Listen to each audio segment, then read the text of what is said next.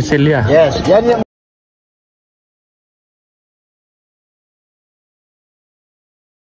Silya na yon, kasi most ng lamay dito sa Sagada is 3 days and 3 nights. Sa ika 4 days, yun po yung burial.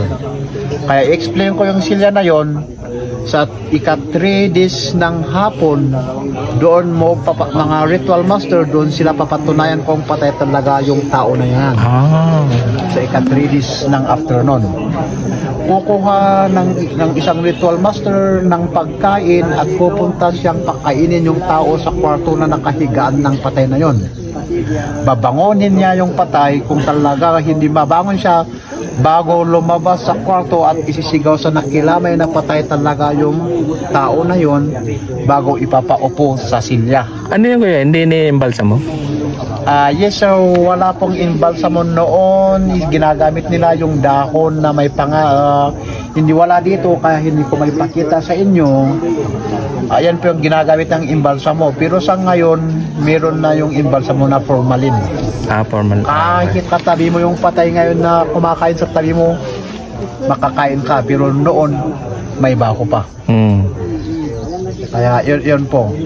At itutuloy ko yung silya na yon. Pagkatapos pinaupo yung silya yung patay sa silya, tapos pwede na magbigay ng message sa kanya face to face.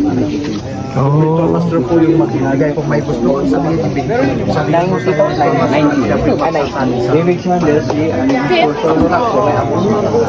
ibigay mo sa ritual master, sasabihin mo ritual master yung pangalan na magbigay, sasabihin ng ritual master ano ang purpose ng abono. It's either money or ano gusto mong ibigay. Pero karamos dito sa Sagada is money po, lahat yung ibibigay nilang abuloy. Yung abuloy na yan ay para sa gagamitin ng pamilya sa gastusin. Kaya sa kinabukasan uli, burial po. Hindi nila ililibing yung patay dito sa Sagada na nakalagay sa kabaong na direct na ililibing. May proseso. Early in the morning, yung matanda, siya po yung mag-lead na ipupunta dito muna yung kabaong at ipipisto bago isunod yung patay sa oras ng burial niya. Hindi basta-basta yung oras ng burial ng patay dito sa Sagada, may oras din ng burial.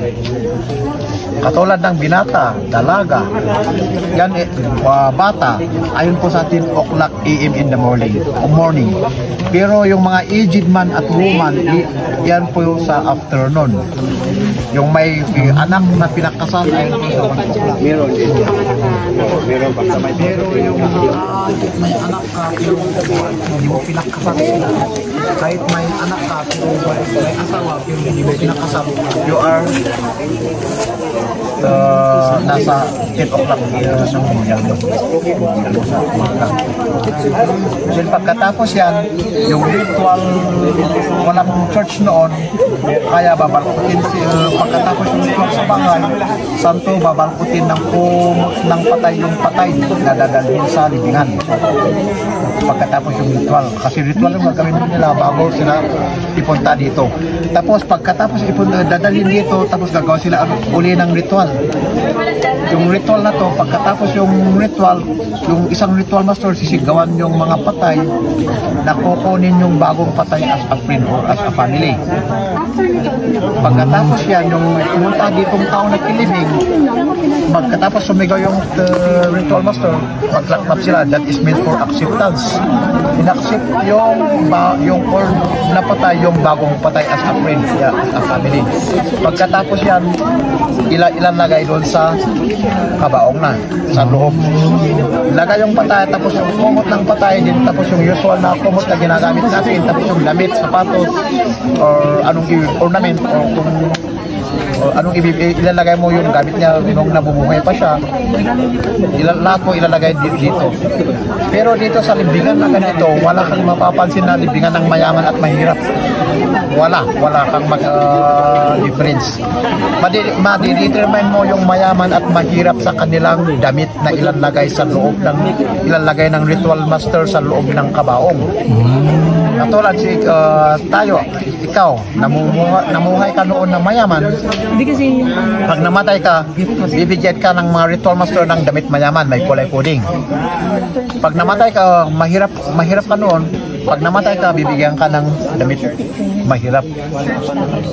Yan po yung madidetermine yung mahirap mayaman sa damit na ilalagay sa loob. Pero sa limbikan na ganito, wala kang mapapansin. Mahaba at maigsi.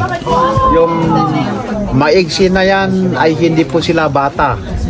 Oh. Matanda po. Yung pinuntahan natin dito ay natural death. Ngayon na. Kasi dito sa Sagada sinisiparate yung patay cause of death. Katulad ng namatay sa panganganak, ibang libingan. Katulad ng namatay yung mga binata, dalaga, ibang libingan. Sa accident, ibang libingan. Yung pinuntahan natin, yung mga open sa tourism, mga natural death po sila.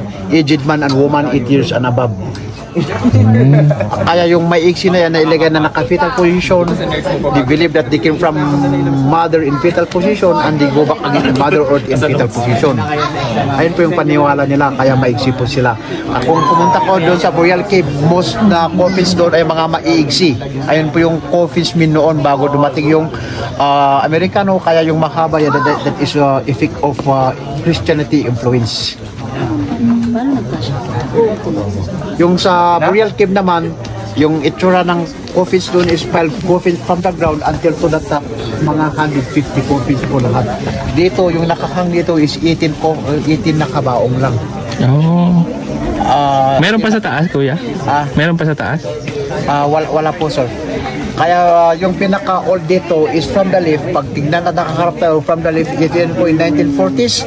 At yung pinaka-last is 2010, December 22, 2010. Yan po yung pinaka-huli. Pero we still na ginagawa pa. Hindi pa nagsarado yung ganitong paraan na paglilibing. sa Manila ba ganyan pa rin yung sinasakit sa Manila? Ano po? Ibig sabihin ko may ginaganyan pa. Ginagawa pa din. Yes. Ginag-araw at saka yung hangin. Kaya sa bungan ng iba, hindi sa loob, sa bungan lang. Para maabot yung init at hangin. Yung araw, sinag ng araw. Kaya dito, tingnan natin yung mas malapit na doon, walang coffins kasi walang shelter. Dito sa mas malalim, meron may coffins. Yung difference.